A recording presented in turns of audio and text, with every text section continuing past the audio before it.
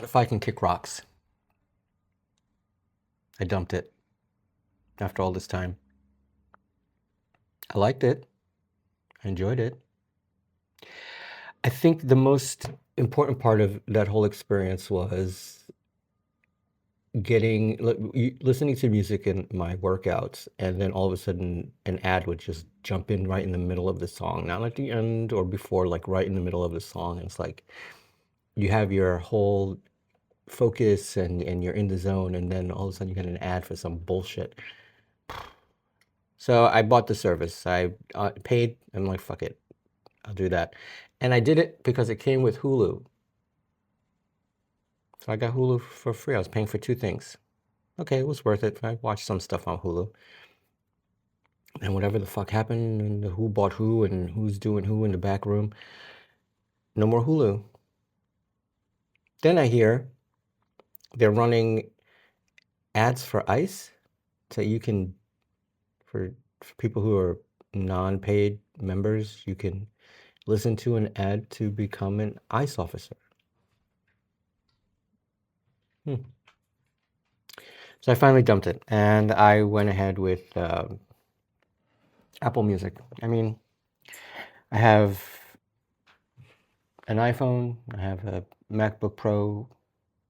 I'm in the ecosystem. I like it a lot. So, a couple things I don't like about Apple Music. I'm still getting used to it. Although I got to transfer all my favorite playlists. It's kind of cool. That really solidified it for me because I didn't want to have to start all over. So I don't.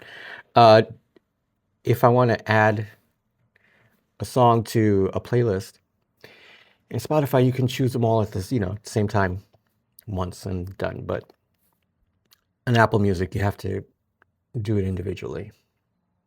Add, go back, add. Anyway, it's not a big deal, but I like it. I'm getting used to it. I don't think there are audiobooks. I had to say goodbye to some of the audiobooks I was listening to, but that's all right. So this was a tangent because this is not how I wanted to start it today, because I had an incredibly full week of stuff to talk about. So yeah, I'm going to go over Kamala Harris going viral, to pre-check-in for your doctor's appointments through the various apps, to all kinds of stuff. So I'm going to start with that. Oh no, Diane Keaton. Oh man. Oh, fuck. Of course, for a lot of us, the first time I ever became aware of Diane Keaton was in the Godfather movies. And, every time the way she said, "Oh, Michael," I was like, this is terrible. But then as I got older, I understood who Kate was. And, she was just a simple girl falling in love with a guy. And yeah, it hit me hard, man. And then I didn't watch a lot of her other work, except for the First Wives Club, which was kind of interesting. I don't know how I ended up watching that. Oh, this was back in the day. In Williamsburg on Rodney and Broadway, there was to be a movie theater called the Commodore. And back then, you can see two movies for the price of one. So I think I went to see something sci-fi, and that was the movie playing either right before it or right after it. So I got to see that. So I'm like, oh, this was interesting. Demographic back then was, not the First Wife Club demographic. So I don't know how they chose to film for there, but it was popular. Bette Midler and Goldie Hawn. It was, so it was cool. So I got to see it. It was kind of funny. So yeah, I have on my list to watch because a friend of mine was talking about on one of his posts how his inner white woman go-to when he was feeling down was Something's Gotta Give. And Jack Nicholson's in that. I didn't know that. So I think I want to watch that. It's on my list of things to do, but it's hard for me to sit still and watch something. The kids are playing. So I think I want to watch that. And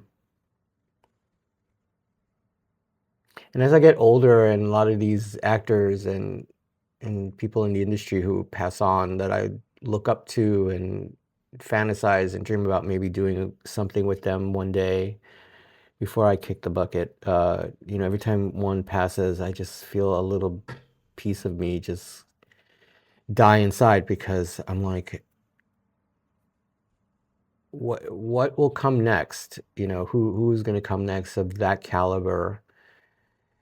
Because there's a lot of people out there now who do not measure up to these people, and it's not because they were like blown up or gassed up to be these were people who made a mark in the types of films that they did and their talents, and they were inspirational. Um, Sometimes they didn't do their best work. I mean, you know, I've seen Al Pacino live. You know, I'm like, he's not fully there. You can tell, or you know, but they just grew like Joe Pesci. I mean, he used to be like, well, at first he was marketed as this comedic actor genius person, but he did all these films later on that just blew your mind. I'm like, wow, where'd that come from? And I'm glad he got the chance to show that that skill, and it was inspirational. I just had a thought that maybe he was being typecast, but no, I mean, the characters he played were very, I'll say four-dimensional, because there are parts of them that you never expect are gonna be seen or explored, and it's like, whoa, that was interesting. So yeah, R.I.P. Diane Keaton. Yeah, I just had a thought. I was thinking, how many celebrities have I actually met in person or greeted since doing my Broadway job? I mean, I've met a lot of people. I got to say hello to a lot of people. I'll just say this one real quick. Tom Hanks came to see Water for Elephants. Was it Water for Elephants? Yeah, Water for Elephants. He and his wife, I forgot her name. Anyway, they came. I fucking geeked out. Oh my God. Okay, side note, I got to tell you the story real quick. It was after intermission, and I was standing outside, right where you go into the theater, and he was coming down from the green room with his wife, Rita Wilson. And he's tall, obviously, and I was like looking at him, and I said, hello. He's like, hello. And I'm like, I love you so much. I gotta let you know, my mom used to let me just stay up and watch Perfect Strangers. And he's like, oh my God, that's a long time ago. I'm like, yeah, I'm a lot older than I look. Um, so yeah. No, not Perfect Strangers. Oh fuck, what, oh shoot, what was that? I feel so stupid right now. Oh my God. All right, I'll come, it'll come back to me. So he was really cool. Um,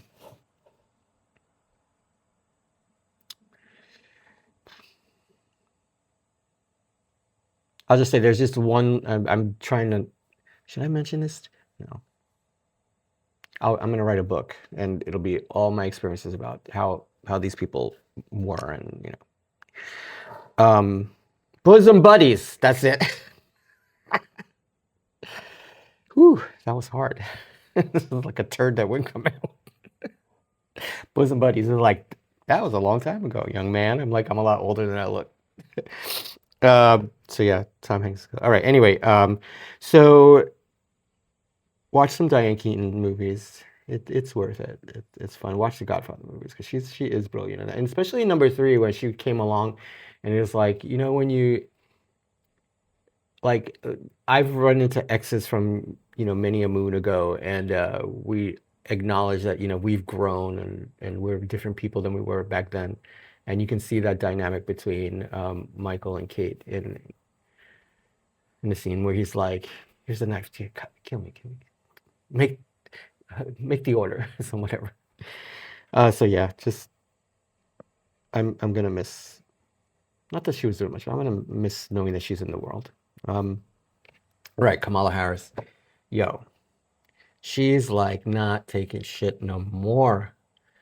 You know, when these people come protesting and pulling, no, I'm all for you. You got something to say it. Don't let them gaslight you and bullshit. And you do that at the town halls with these people who don't do their town halls, and they got you, you know, fucking around with you, playing in your face. Here she's like, getting up, saying, "You got a problem? There's someone down at 1600 Pennsylvania Avenue. Why don't you go tell him I am not the president? You didn't elect me president. You got a problem? I'm not the one. I had nothing to do with this. I ain't got nothing to do with that. That's not me." And she's letting people know. And I'm glad she's doing that because people are like, what the fuck do you expect? Like literally, what are you expecting her to do now? She's just a private citizen, just like the rest of us. And you want her to be out there talking and saying shit? She ain't got nothing to do with that. If anything, I think our past presidents who are still kicking should be like, excuse me, and more of that party. Like, you know, Bush is still alive. Jeb Bush is still alive. You know, who else? From those, Condoleezza Rice is still around. What, are they afraid that he's going to, you know, put them in the crosshairs or something? Hey, maybe if they had, maybe if they speak up, you know, some of these people in Congress would grow a backbone. I don't know. It is out, but I'm so loving the fact that Kamala Harris is like, listen, slow your roll. That's not me. You got the wrong one. I'm here to talk about my book. And this is what I went through, and this is what happened, and this is what I experienced, and I loved it, and blah, blah, blah, blah, blah, whatever. So yeah, she's like, not no more. I'm looking at my notes. So yeah, I like that. There was one where she spoke out sitting down in an interview, and she was like, mm-mm. And then there's one where she got up and walked to the front of the stage, like she was like, what you got to? No, you can take that shit all the way down the block. We're here to talk about my book, which is kind of cool. I appreciated that. I'm like, yeah, it's time people started acting like they're not taking shit anymore, or they're not gonna take shit. Like I think there's a way that you can pretty much set a boundary or remind people, do not mistake my kindness for weakness. It's, you know, I'm at that age where I check your tone. I don't care who you are. You're speaking to me inappropriately and I won't have it. Like, who are you talking to? Ask, explain yourself. I can reason. I'm very smart. I'm sure just like she can. So yeah, why not? So, okay, I just want to mention this part. So today is Saturday, October 18th, 10/18. And when I was looking at these notes, putting them together for today, I was like, 10/18. Oh man, I missed that club. So back in the day, there was a nightclub on 18th Street and 10th Avenue. God, I hope you didn't hear that. I don't like living facing the street. It's annoying. Anyway, there was a club called 10/18 because it was on 10th Avenue and 18th Street. And it was the bomb. I mean, this is like my formative years of finding New York City nightlife and having a lot of fun doing it. But as time went on, it became Roxy. And I think the best part of going there was sometimes the performances, because it was the pregame before you went to Sound Factory. So they had early parties and stuff like that, and like Kevin Aviance would perform, or Delight performed one time. They had these elaborate drag shows. Queens, I had no idea who they were, but it was a lot of fun. And on Wednesdays, it was Roller Roxy, where you can rent or bring your own skates, and you could roller skate. It was a lot of fun. Yeah, I missed that a lot. That was the best part, the Roller Roxy. The ads for that was fucking amazing. I think it was, I think Herb Ritz did some postcards for that, and oh my gosh, these were famous gay photographers. They became famous for their iconic New York nightlife ads with like some of the hottest go-go boys that we all knew, and it was amazing. There was this one that I used to have on my notebook where it was a silhouette of a guy naked with you saw his like his backside, and he had like roller skates hanging off his shoulders like you would carry your sneakers or whatever, or your backpack. It was really cool. Um, so yeah, so today is 10/18. It just brought to mind like, oh yeah, those are some cool times. Uh, the voguing battles alone were legendary. But there was this one stupid thing people would do. There was a section off to the side where it was just filled with black lights, and I thought it was odd. Like, why would they have black lights? And then I realized as people started coming in, they would dress for the black light, so they would be wearing white or like different colors that would end up looking like neon in the black light area. And I was like, watching from a distance, I'm like, you all look really dumb. Like, what are you doing? Uh, and then, like, it would be people would congregate. There would be nowhere else in the club. They would all be there. So then one day, I don't know who it was, but they must have seen it. They just turned the lights off, and a lot of us just started cracking up because it was very funny to see. I wish I had that on videotape. That was pretty fun. This is back in the day when all we had were pagers. So those memories were right. If you were there, you saw that. Oh my God. We have a moment together. That was dumb. Anyway, so yeah, I thought I'd mention that. 10/18 Roxy. I remember the day Roxy closed. It was such a travesty the way New York City nightlife was dying because of Giuliani and all kinds of other shit. I mean, it was weird. There were clubs where I think I don't ever recall hearing of an incident at Roxy or at Sound Factory, but there was always something happening at Limelight. And because of some people, they brought a lot of attention to the club. But it was like, I think because of that, it got a hair up Giuliani's ass and put all of nightlife in the crosshairs. And then, rich people wanting to get rid of everything that made New York City special back then. They got rid of it. It was stupid. And then it was like, oh, nightlife is dead in New York. I'm like, because you killed it, and your fathers and mothers with the money killed it. That's why. So, all the trust fund kids, your parents did it. So, thank you. Um, so this week,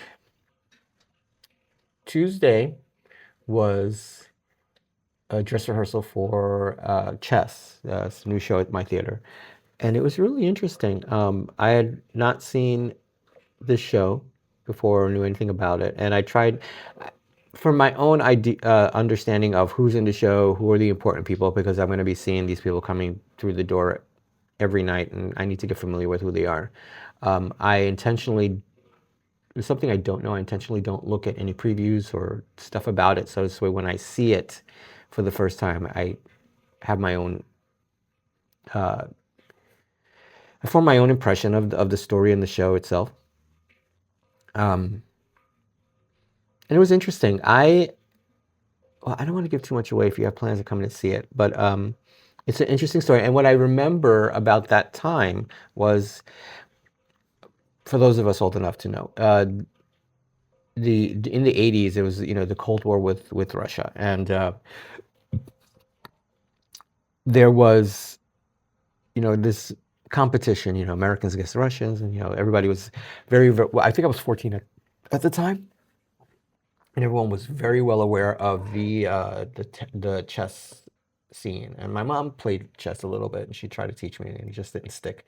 But I tried. But it was a big deal, and everybody was like cheering on America. Yeah, yeah, yeah.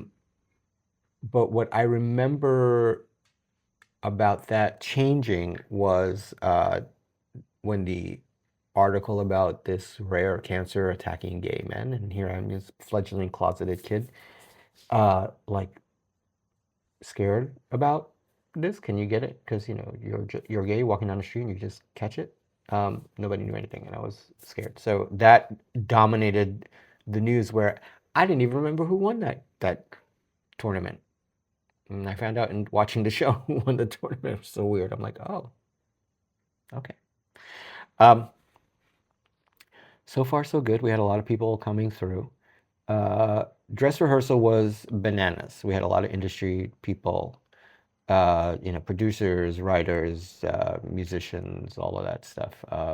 All that And then folks who had their invited dress tickets, I don't know how they got them. Some of them, I'm like, how would, anyway, somebody who knew somebody got to see the rehearsal. And it was like, they did the whole, again, it was an invited dress rehearsal. Anything can, they could stop and do whatever. They started and went all the way through without any glitches. And I was like, right, they got their shit going.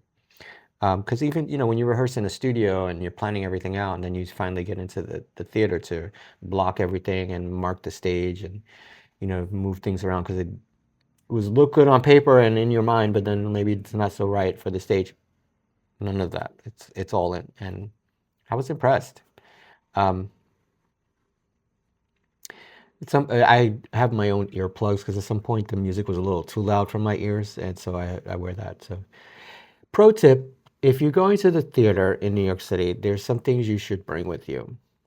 Sometimes the music is very loud, whether if it's pre-recorded or it's the orchestra, it can be very loud. So get earplugs. You will hear everything as if you didn't have them in. That's how loud it can be. So do that to protect your hearing. Also, even if it's 99 degrees outside and the humidity is you're sweating down the crack of your ass, bring a sweater to the theater because it is an ice box. Summer, winter, all year long, bring a sweater because it will be cold. And it's not because the AC is on to have it on. It's because the lights and the movement on the stage, those people are kicking ass up there and they're sweating their asses off, so they need the air on. And sometimes it's just the vents that are open getting outside air coming in. So it will be cold. Bring a sweater. Or you're going to be spending $75 to buy a hoodie from merch. So bring a sweater. Also, do not bring wrapped candy, especially if it's a quiet show. Do not bring wrapped candy. No photos or video is allowed during the performance. Just don't do that. Anyway, it was fun. So the first few shows, I have a show today. There's no matinee today, which is kind of cool. But next week we start 2 shows next Saturday. Yeah, next Saturday. We have no show tomorrow, but it's moved to Monday. So for the next few weeks until opening night, no Sundays. We have Monday night shows. And then our first 2 show Wednesday is this coming one. No, the 29th, which is National Cat Day. So if you have a cat, we'll talk about that. And so I ended the week watching. This is what I've been watching. I saw The Substance. Oh my God. I saw Him. That was weird. And I just got into The Diplomat, which I'm watching the 3rd season now. It is really good. Okay, so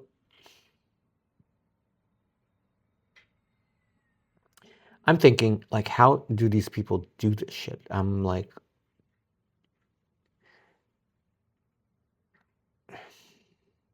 I'm brain farting because their performances are so fucking amazing in The Diplomat that I am just blown away. I'm trying to analyze and break down their movements, their inflections, their facial movements. They're saying so much. There are moments where they're just saying everything with their eyes. I'm like, wow. And there isn't a lot of rehearsal that goes on. When you're doing film, there is not a lot of rehearsal time.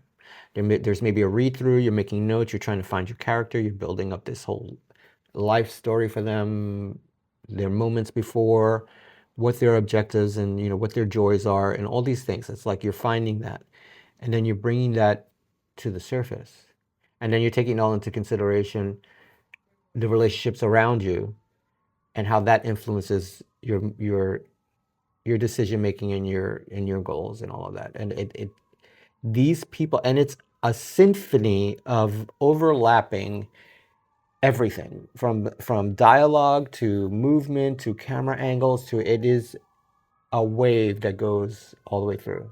I don't know if you can hear that, but I'll be right back. I gotta pee anyway. And we're back. I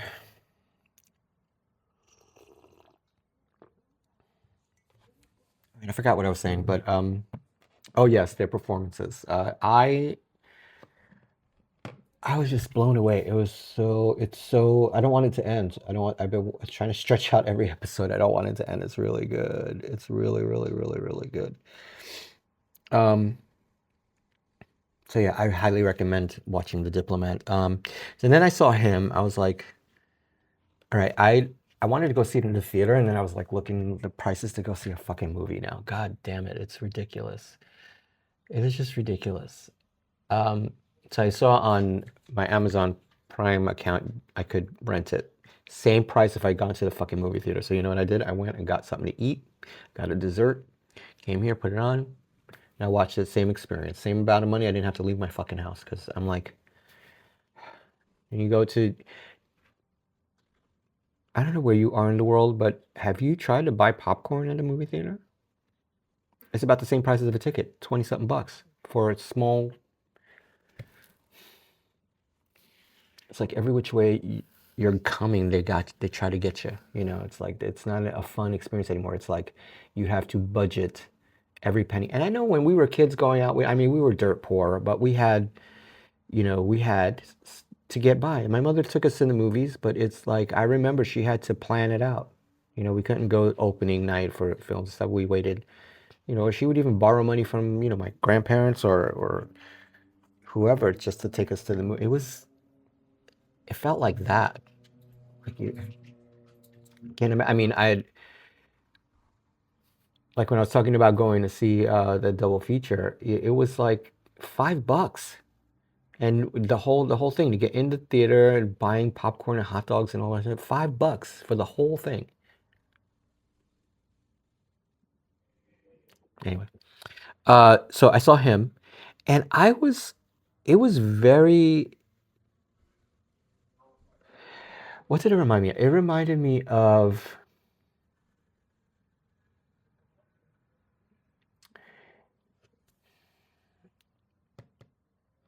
another gory film or show that I had seen where they were just very oh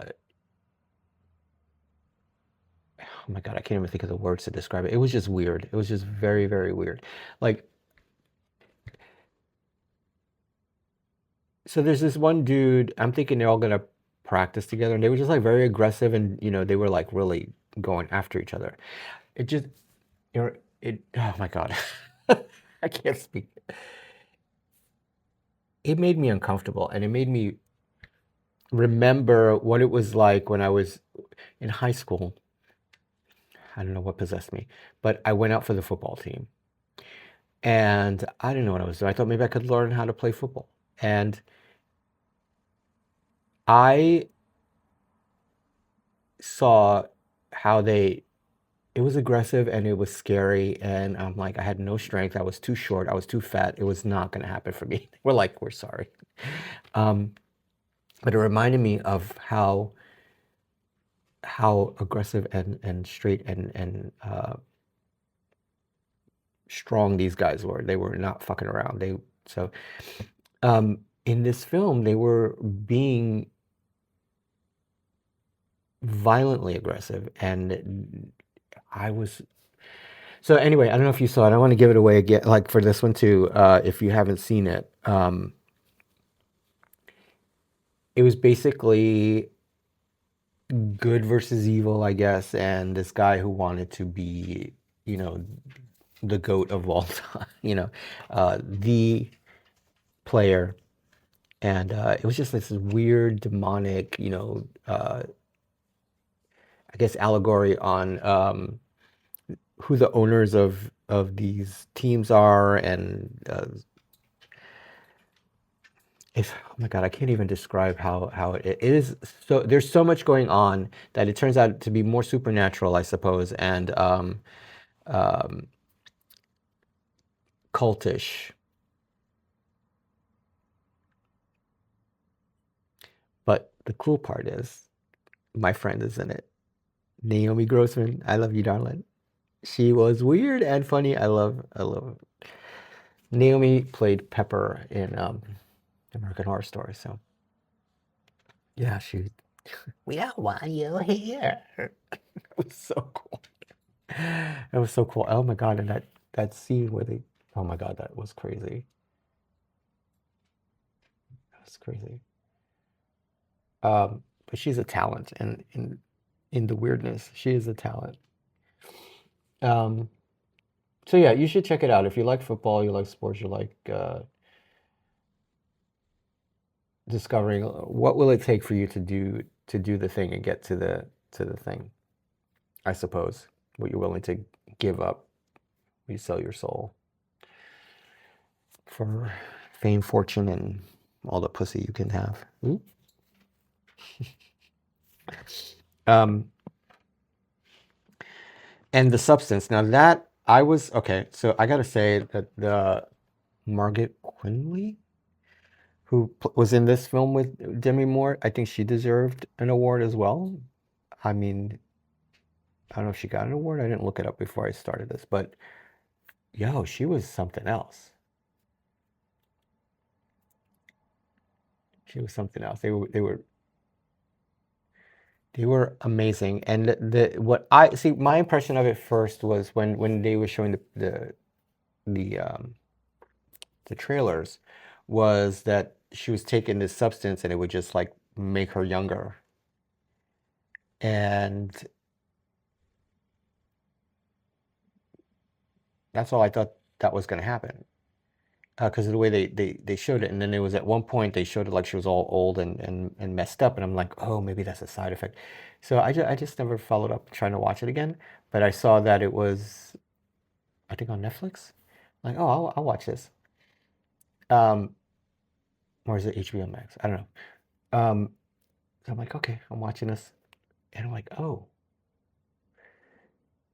okay. And then when, oh, I can't, I don't know. I don't want to, okay, fuck it. It's been out, so you should have seen it by now if you're gonna say it. Anyway, when she takes the first injection of this substance, and then she starts, going through the convulsions, and then she hits the floor in the bathroom, and then her back splits open, and then you see another body inside her body trying to come out. I'm like, oh, so they're gonna do it like that. She becomes this younger self.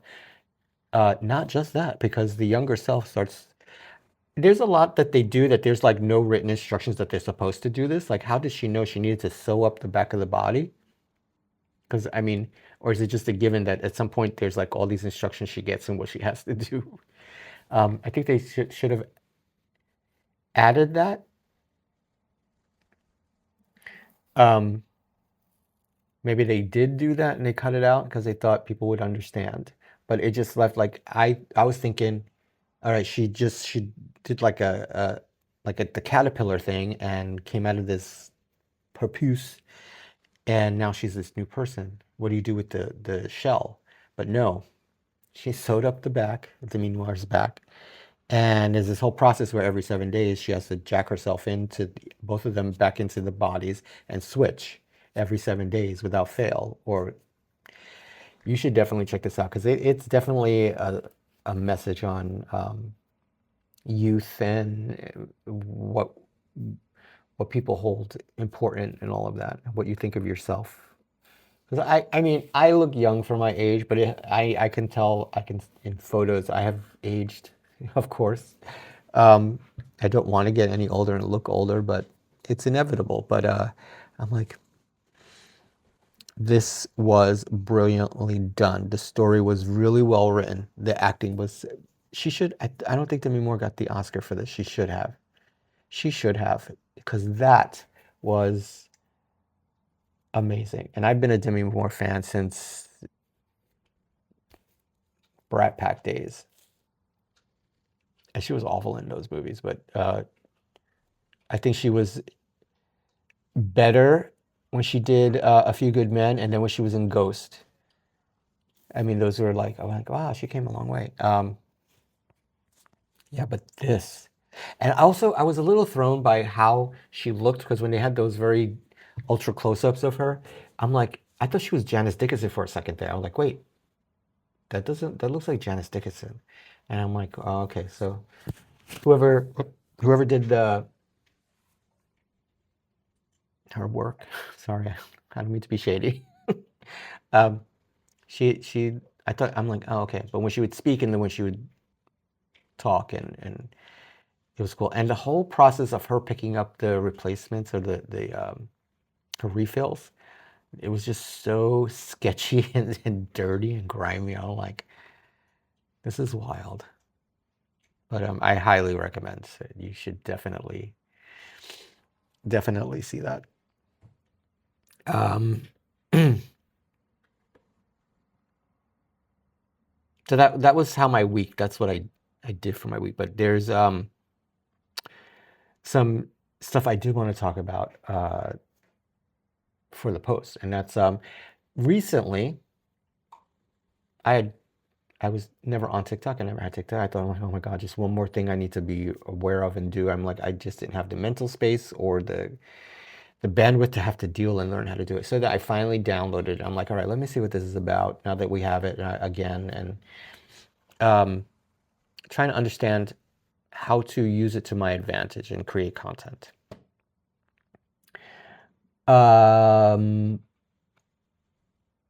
I didn't like it. There's TikTok and there was TikTok Studio, and I didn't quite understand which was the difference because they both seem to be doing the same thing. And I would just dabbled in it, and I posted some stuff, and I'm like, just seemed so. And I've been using Instagram mostly because I like it. Just seems a lot more intuitive.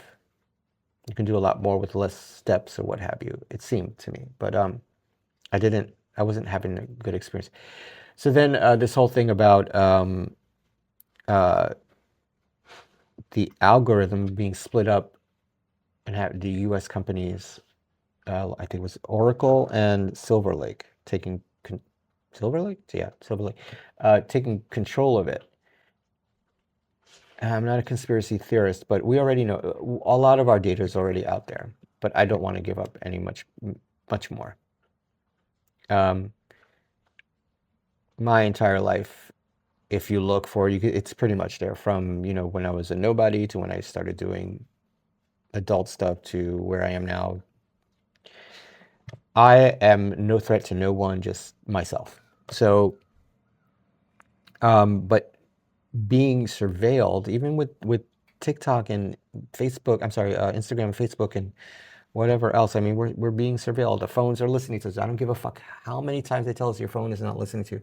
It is, because I could fart and I think I get ads for gas pills. I'm like, what is this? I talked to my friend about dog life and being a dog dad, and things that he's doing that's very weird that I'm not aware of, and I'm like getting advice, and all of a sudden I'm getting ads for dog situations and dog toys and da da da da. I'm like, so F you with the we're not listening, because you are, and we're not dumb. So so now it's even more with these people and the people in government who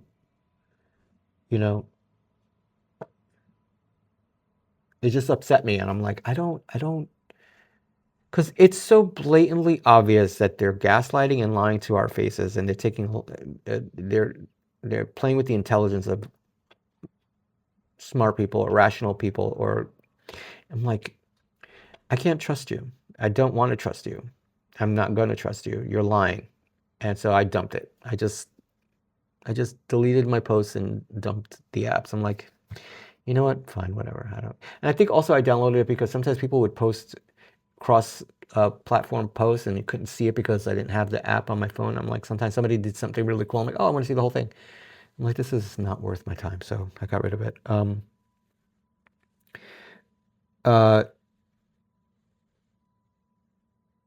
Wait, what was the other point of that? Oh yeah, how much non-US content would be filtered out? Because right now, the way it is, if someone I don't know, in the UK or in South Africa or Australia, if they post stuff, you get to see that. Who's to say that we're not going to have access to anything happening outside the US? Or they put up a paywall. You want to see your friends in Australia? Buy this level of membership. You know, that they'll do that. I wouldn't put it past them. And then, all of our activity, finding a way to just monitor and monitor again. So I dumped it. I mean, I thought it would be cool to have, but it's not like I utilize it. I prefer, as much as I try to break away from Facebook, something about it just keeps me there, because it's either a friend that I reconnect with or I don't know. It's just hard to cut this. There's no way or place other than YouTube to post my content. Yes, sir. Hey, what? Want to say good morning? You could at least say good morning. Want to say good morning? Come on. Let's go up. Here we go. Lose a ton. Lisa, thank you very much. Say hi. Okay, bye. Yeah. I don't think it's worth it. I don't think it's not worth the headache to deal with, because I don't know. I could simply pick up a phone or send a text message to friends outside the US and say, hey, what's going on? But,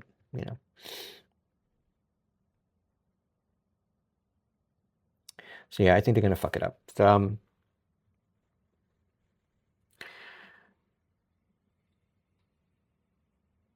and I think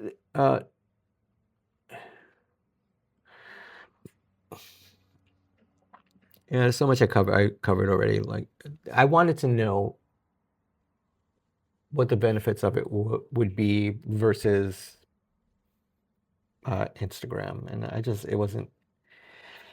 I wasn't getting any value out of it. So I'm like, all right, whatever. I let it go.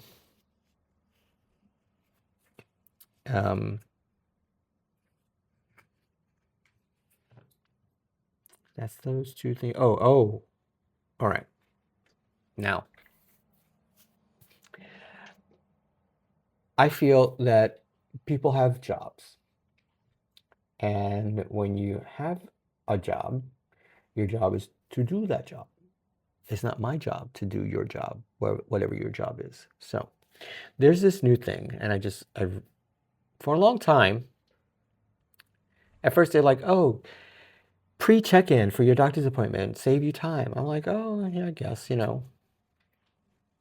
So say your appointment, see, I have a dental cleaning next Friday.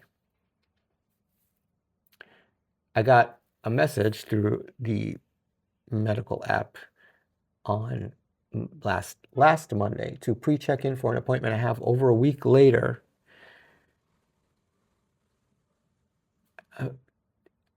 Why?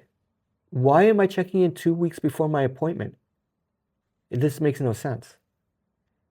I'm a grown adult. I have a calendar. I know how to manage my time. My appointment is my appointment. I will be there for my appointment. I will show up early for my appointment. So this way, at the time of my appointments, and I'll talk about that in a second, I will be ready for my appointment. I don't need to check in before that. On top of that, it is your job to check me in. So if I show up, hi, I'm Mike. I'm here for my 2 o'clock. Has anything changed in your insurance? No? Okay. Yeah, here's my new insurance card. All right. Any allergy? The amount of time that you saved with me doing that is like, what is it that you're doing that is so much more, whatever's going on in your doctor's office, that takes you away from doing the check-in? Oh, good evening, good morning, welcome. All right, let's do it. Okay, sit down. We're going to see you in just a minute. Why am I doing that? Why are you bothering me 2 weeks before my appointment? It's just frustrating. And on top of that, if my appointment is for 2 o'clock, in my brain is that you're going to see me at 2 o'clock, not that I get there at 2 or I'm there, it's 2 o'clock, and I have to wait because my appointment is at 2. You should be ready to see me at 2. So if I'm there at 1:45, I can wait and do whatever needs to. That's the whole point of showing up early to your appointment. So if there's anything changes or anything you got to do, you handle it. Then at 2 o'clock, they're ready to see you. Now, I'm not dense to the fact that, sometimes things run over, sometimes someone's running late, things like that happen. But it's been like this for years where you show up for your 2 o'clock appointment, let's say, and no one's ready for you. You're sitting there 20, 30, 40 minutes. And I'm like, it is 2:40. My appointment was for 2 o'clock. What's going on? I have a schedule. I have things going on too. Oh, well, you should plan for. I'm like, no, I planned for my appointment to be at 2. It will take 30 minutes and then I can leave because I need to be somewhere in 20 minutes now. So I know I'm just bitching, but it's frustrating to me when I express this, and not in a fucked up way, I get the attitude or I'm being difficult, and then you're being rude to me. Remember, I'm the patient here.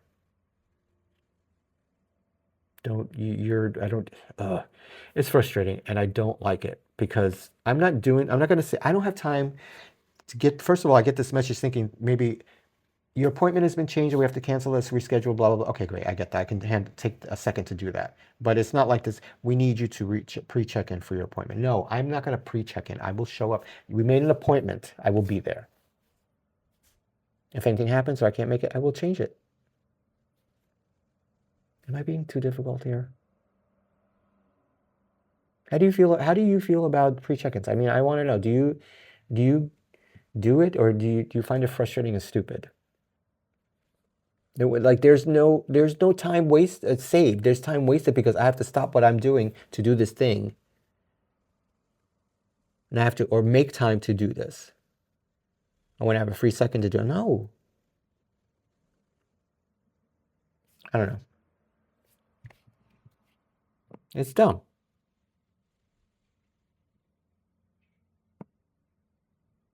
And it's not just in doctor's offices too. It just seems like other places where, you set up a time. Well, mostly, yeah, that's where I've had these experiences. You set up a time for something and no one's ready. It's like you have to wait. Well, there's someone ahead of you. I understand that, but my appointment was for if there would. All right, I'll stop because my brain is like, but Mike, there is this. But Mike, there's that. If you're specific about your schedule, and it's just the way that this is.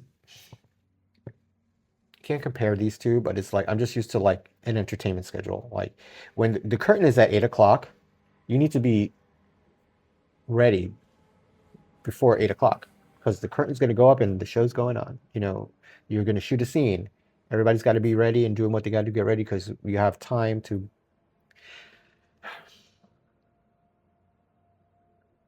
Am I being annoying? I think I asked that right. But you tell me, how do you feel about it? I want to know, honestly. In the comments, wherever you're watching this. I want to know.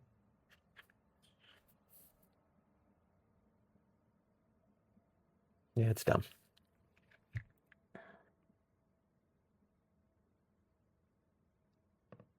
Oh yeah, I forgot to mention. I had in my list of things I wanted to talk about, but because I didn't see it, I took it out, but it's over here for my ending. So let's review. I want to know, and I need you guys to, if you made it this far, what are we choosing for today? No, let's do this. Let me slow down. I was a huge Tron fan. I still am.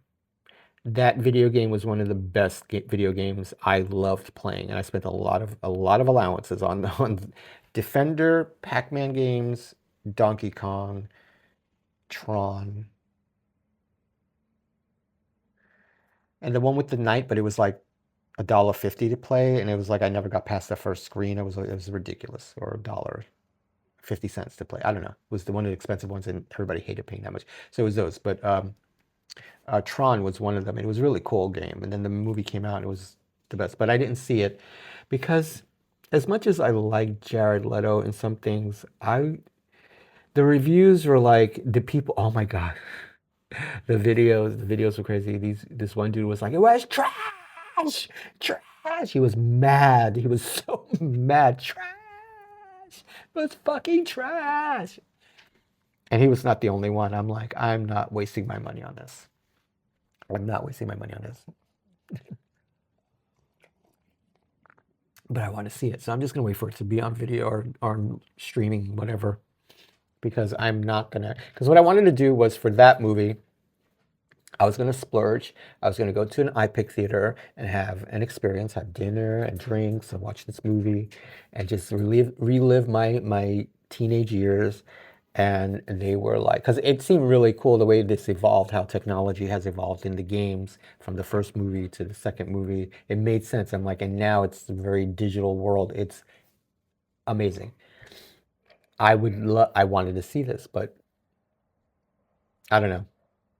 I might like it. And I enjoy watching things and just giving it, going to experience it and give it the life that it needs to experience it, you know, to be itself. But it's one of those movies like even the Star Trek movies that I love so much, I saw it being a Star Trek fan and watching the Next Generation film, Generations. I was so upset. It was not as good as it could have been. It could have been far better. Um, anyway, I'm gonna have to wait. I can't see myself going to a theater. I'm probably gonna bootleg it. Probably gonna bootleg it. Shh, don't bark. He's for someone with no balls, he gets a lot of balls. He's afraid of garbage trucks, UPS trucks, fire trucks, school buses, the Amazon delivery guys that have their carts covered with those screens so things don't fall off. He's afraid of all of that. But when we're here and he sees them out the window, he's got words for them. Like, get off my block words. But if we go outside, tail tucked, and he's like pulling the other direction. But outside of that, he ain't no punk bitch. He got into a couple of fights recently at the dog run, and he was not playing. They were fucking with him. He was like, I was like, proud, but hey, come on, that's dangerous. Anyway, yeah, I want to know what you guys think. If you saw him, if you're a Diplomat fan, or if you saw the Substance, I really, really, really hope to hear from you and what you thought about that. I need to hear from you about that because especially the Substance, that was pretty cool. How you feel about that and chasing youth and trying to stay in shape and all that, because like we're all there too. Yeah, and what do you think about TikTok? I mean, will it affect your ecosystem? Because I mean, will it affect your money? Because I know a lot of people make money using TikTok and some of the other apps. Um, you know, do you see yourself leaving it, ditching it, going to something else? I mean, has it impacted you where you can't let go of it? And do you feel like maybe they'll uh, affect your income with any restrictions or paywalls or whatever? I don't know, because I'm saying paywall because I know this is what they're gonna do, and I feel slightly distracted because I hope you can't hear it, but there's the construction, and it's annoying to try to do these videos because I have no place to do them where it's totally quiet. But hopefully this noise cancellation will work. Anyway, um, and pre-check-in too. I want to know what you think about that silliness. Is it worth your time to deal with that? No judgments. You don't have to answer anything, but I want to know. I want to know what you think. Um, so if you made it this far, drop a stethoscope emoji at the bottom. And if you're watching this, like, on Instagram, YouTube, Facebook, like, follow, subscribe, share with people. It'll help grow this fledgling little project that I'm doing. And if you're listening on any of the podcast apps, I think if you rating it is great. 5 stars would be nice. But if you download the episode, it helps move it up in the algorithm or the trending, whatever. Just the more eyes, the better. That's all I really would like to is connect with people, because I feel like with everything going on, and we still got it's not even been a year, and all hell is breaking loose. And I mean, I'm not being hyperbolic here. It is fucking insane right now. And there's 3 more years to go. And who knows if we'll ever get out from under that because of the shit that they're doing with 28, you know. So I want to connect with people so I can know what you all are thinking and experiencing and doing out there. So I'm not alone, I suppose. So, all right. I need to get breakfast and I need to stretch and do some yoga. And then I'm glad there's no show this afternoon because I'm not up for it, but I am hungry and I want to take a nap because I'm tired already. But have a great week. Oh, one more thing before I go. So it is Saturday. I'm shooting this Saturday, but you're gonna probably it's Sunday while you're watching this because I need time to edit it. If I can get it done before I have to leave here today. And I think it's trying to do this weekly on the week so I have stuff to talk about, or just plan it that way so it's new for the weekend. Because like I said before, I want to end the week reviewing my previous week, and then Sundays is the first day of the week and setting my intentions for the week. But I guess if you're seeing this Sunday,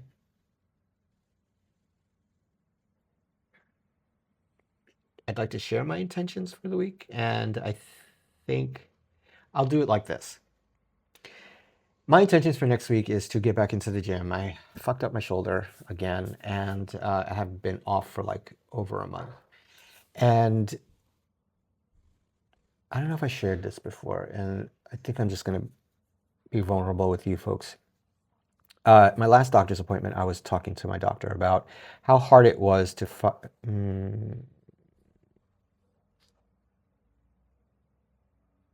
I just thought, should I save this for another video? I think I'm going to save this for another video. My intentions for the week. I'm trying to get back to the gym. I have a fucked up shoulder. I need to be careful, and it's just put me off. So I could be working out here at home, but I've just been a little lazy. So, anyway, that's one intention, and I think I would like to prepare the other project more, and I'm going to try to submit for any acting gigs out there. There's not much going on, but we'll see what happens. Maybe I'll find something cool to do.